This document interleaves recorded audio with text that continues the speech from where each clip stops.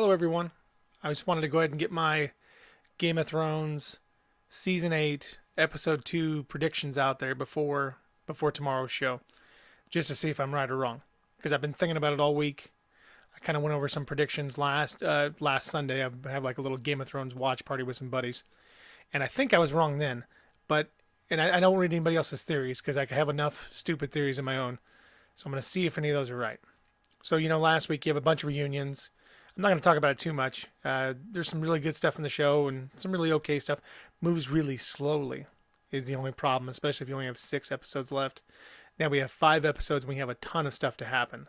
But I guess it kind of sets the groundwork a bit for episode 2. So let me see a couple things. For one, in terms of last week's show, the North is really dumb. They're pretty dumb. And they'd rather have a king in the north than live, which I find to be slightly ridiculous. And then you finally get to see Jon fly a dragon, which is cool. Samwell learns about his family's fate. He also tells Jon about his heritage, which is going to be pretty big. And he also tells Jon about his heritage in the crypt, which I think is going to play a role. Because I've read the books, which are not nearly as far as the show, so I really have no idea what's going to happen. But I always felt like the crypt was important. That eventually Jon would find something about his heritage in the crypt. So probably in his mother's crypt down there, or in her tomb. I feel like that's going to be true. I feel like that's still going to happen. But let me get to a couple of my episode 2 predictions. It's either going to be 2 or 3. I'm not sure yet. I think Jon and Daenerys are going to be getting married here in this episode or the next episode to make sure to secure the North and to secure an alliance, especially after he tells her that he's actually Aegon Targaryen. I know that's kind of weird because she's his aunt, but whatever. My guess is they're going to meet with Bran and Sam and kind of go over all the information to prove it. And Jon's going to learn additional stuff about his mother and his father, and Dany's going to learn more about her family as well. And that's why she's going to end up trusting Bran, because he's going to be able to tell her. I have a feeling like he'll be able to tell her more information about it. That's what I feel like is going to happen. I think the big thing that I haven't seen this anywhere. This is just my thought, because I was seeing how King's Landing is going to play a role.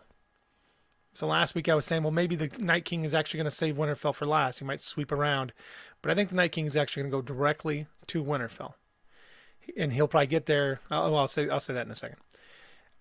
But what's going to happen is, because Cersei right now, I don't think she's going to go north at all. I think she's going to keep the Golden Company down in the south, and that's her plan, is just to stay down in the south. So, what do I think is going to happen? I think a group of warriors from Winterfell is going to go south and either kill Cersei. I think probably going to kill Cersei, and I'm going to guess that it's going to be Arya, the Hound, Jaime, and Brienne or Bryn, however you want to pronounce her name. I think those 4 at least go down there. And there's probably going to be others. It could be up to it might be 6 people. I think that's how many people went to the Tower of Joy to begin with to get Jon, to save Jon's mother, Lyanna Stark. So I think that's definitely going to happen. I think it's going to be a group of warriors going to go down there. So you get the Hound versus the Mountain.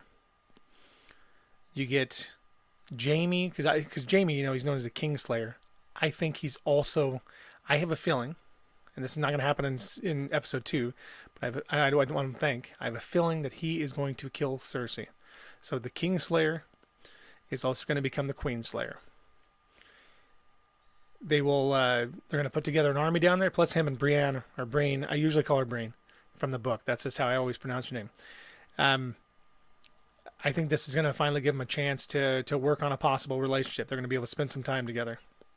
And Bronn might even come into that partially as well. Like maybe Bronn also gets to Winterfell. They work out some plan of him maybe bringing Jaime and Tyrion, and even Tyrion down to Winterfell as if he captured them, or something like that to get them inside. And Davos could be another one that could be there to go to King's Landing to get him inside. So I think those are all possible people that could be there. The reason I think Arya is going to do that, because I think it makes sense, because I don't find her she's not going to be on the battlefield against the White Walkers, I don't think. Plus she could play a huge role. let's say Jaime killed Cersei. Arya takes Cersei's face, still commands the Golden Company, and any, like maybe Jaime helps build an army in that area, because you get the Lannister forces, you have some of Highgarden's forces, maybe you get additional forces, and he brings an army north. But that won't happen for a bit. But I think it's going to lay the groundwork in episode 2 for that to happen. Yeah, I've already said Jon. I think he's going to find something about his mother. Yeah, the whole Jon Dany stuff. I think all that's going to. I think that's a very good possibility because Daenerys is not going to believe it at first. I mean, she's not going to trust it.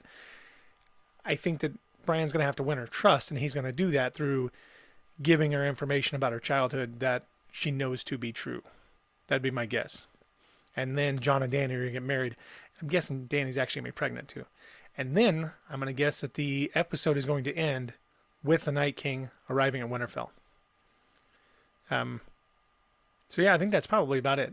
Jon and Dany getting married, group of warriors going south, Jon and Dany finding out more information, something possibly in the crypt, them getting married, Night King's arrival. I don't know how I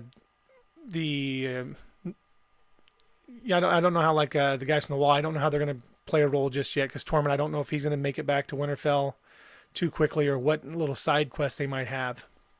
But I think that's all going to be, that's all going to play itself out too. I think but this is the big piece. I think the whole Jon, Dany, them getting married, finding out more information, and the whole whatever's going to happen down in King's Landing. Because King's Landing, it has to be brought into this. Cersei's not going to just be able to sit down there, and Jon's not going to defeat the Night King before King's Landing is dealt with. Because what's going to happen? Jon's going to beat the Night King, goes away, and Cersei's just sitting down there with an army? I don't think so. That doesn't make sense to me. Seems more likely, and maybe Cersei doesn't die, but it seems more likely group's going to go south. They're going to get that army. Maybe Jon's on the verge of losing because maybe they lose a lot of that Dothraki army, which I think is probably going to happen. And then the Golden Company and everybody's going to arrive as reinforcements. I think that's the most likely scenario. Trying to think if there's anything else. I think that's probably the biggest part. Could even end up with Arya running into Nymeria again, with an army of wolves, which I know sounds a little funny, but I think that's a very good possibility. And like I said, the whole Jaime Bren, that's going to be interesting because I was always rooting for Tormund, but it makes sense with the whole Jaime thing. Yeah, I think that's probably about it. All right, take care, everybody. Bye bye.